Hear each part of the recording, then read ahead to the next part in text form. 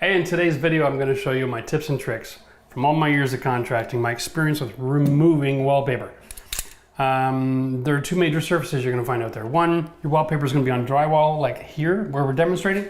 The other option is you might have an older house and you might have wallpaper on your plaster walls. Now, before you go taking that all off, I want you to just do a little test like this, push against the wall. If you feel a lot of movement, think twice about removing the wallpaper because it might be holding your wall together. Okay?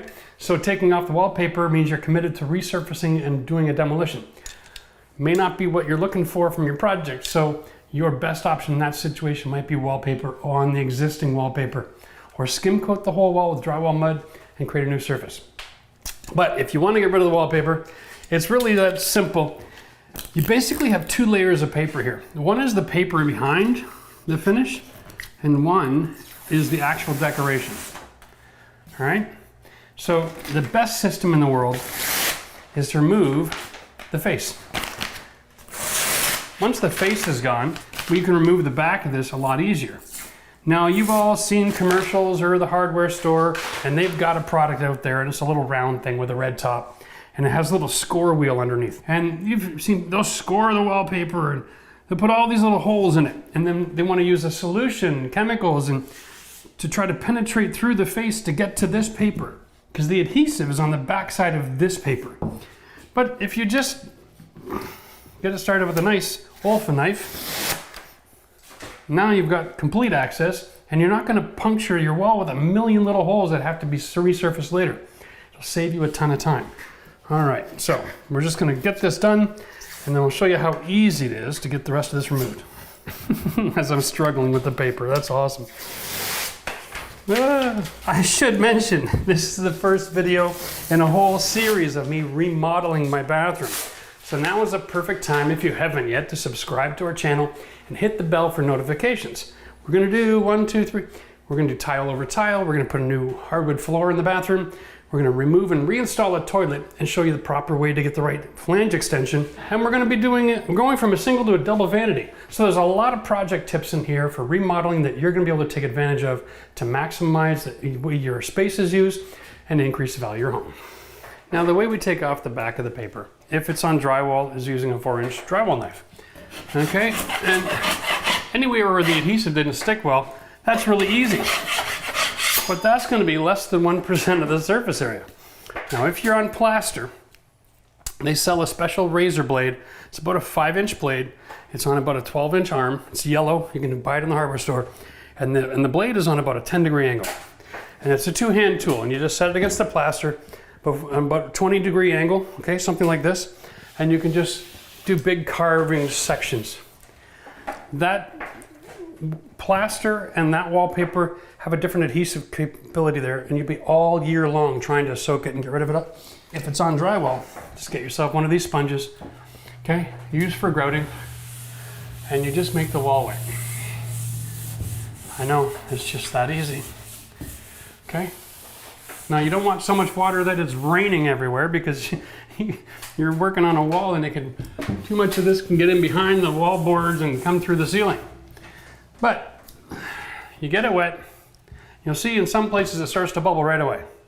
Okay? Here, let me just go like this. Okay? And it starts to come off. Now, here's the thing. You don't want to be sitting here scraping and fighting with it all day after the first application. Okay? The secret to doing this is doing this over and over and over again.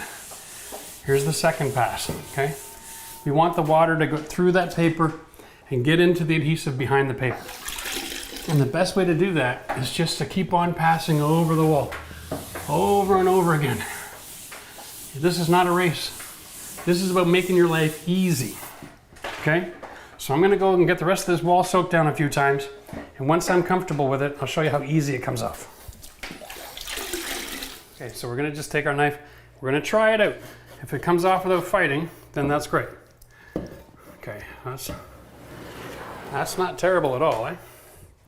That's not fighting, all right? If I get any resistance from this stuff, I'm gonna stop though, because I don't wanna cause all kinds of damage to the wall that needs to be fixed.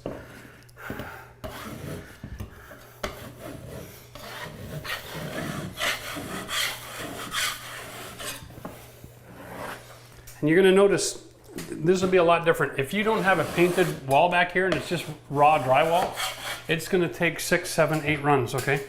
But because this surface was painted, there is a certain amount of protection against the wall soaking up the water. So when the water penetrates the backing, it really doesn't have anywhere else to go because that's the primer, drywall primer sealer. And it actually really slows down the transmission of moisture into that drywall. And that's why this is relatively easy to do. If this was not a primer, or if this was even a plaster, you'd notice that you need a little bit more work. I've had some different manufactured paper I've had to go 8 times, and it took almost 2 hours to soak a wall down. But I'm telling you, if you start fighting with it, your whole wall is going to have patches like this. And that's fine. We've got videos how to fix this, right? I can show you how to prime this and prep this and patch this, and we'll throw a link in the video description for you so you can learn how to fix your wall as well. But if you use enough water that you don't cause any damage and your wall's already in good shape, then you're way ahead of the game. You don't want to be working too hard taking this stuff off. And you can see now, why in the world would you want to go out and buy a tool that puts a bunch of holes in the wall if it's that easy to take it off? If you run into something that dries out a little bit or is a little stubborn, don't just go at it with one hand. Put pressure on the blade to get it almost parallel to the wall, okay? And you won't damage it.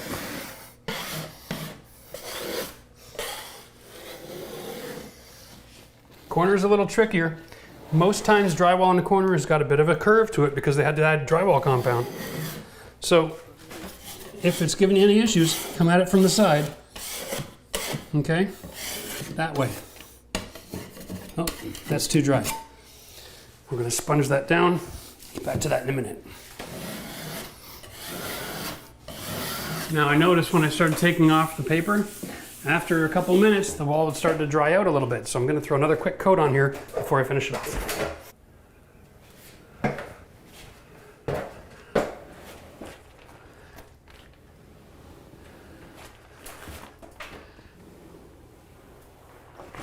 Nice.